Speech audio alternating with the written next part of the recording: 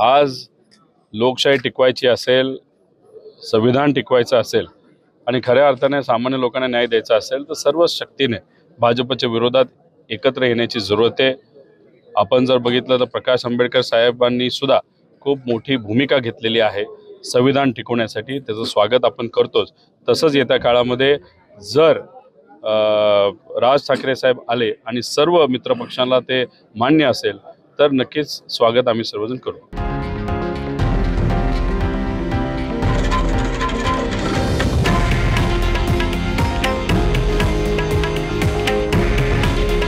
हे आहे देशातील नंबर 1 न्यूज नेटवर्क आणि आपण पाहत आहात TV9 मराठी।